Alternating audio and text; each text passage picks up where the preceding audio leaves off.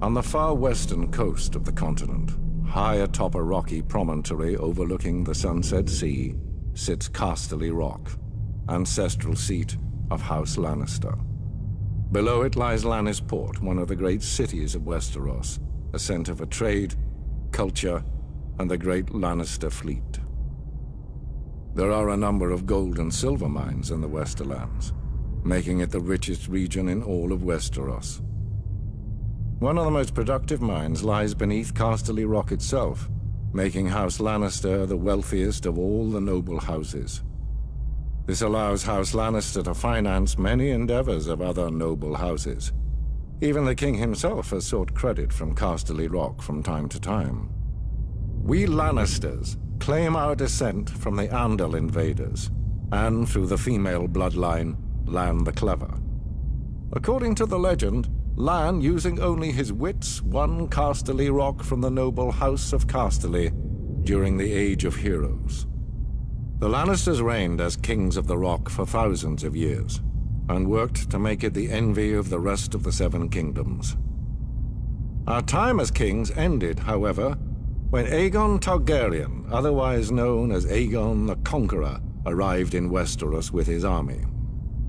The last king of the Rock, King Loren Lannister, joined forces with King Mern Gardener, the king of the Reach.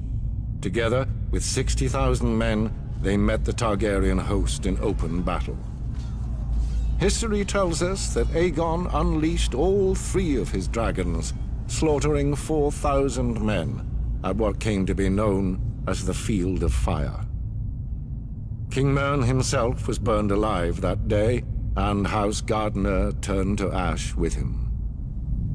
Seeing both the threat and opportunity the Targaryens represented, Loren wisely surrendered and aided Aegon in his further conquest of Westeros.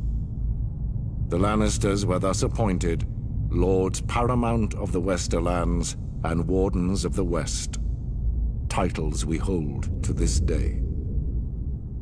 Let us be clear, though. It is neither luck nor royal favor that makes our house prosperous.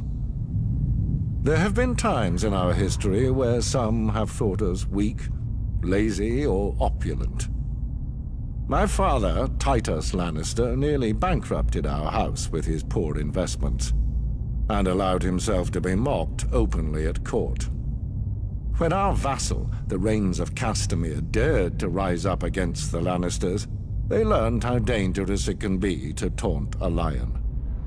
I, Tywin Lannister, led the assault on Castamere to put down this rebellion.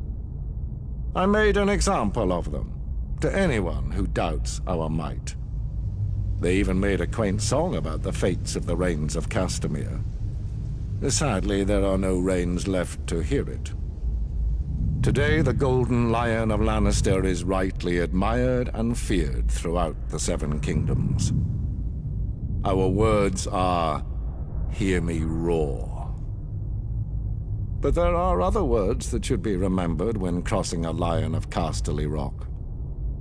A Lannister always pays his debts.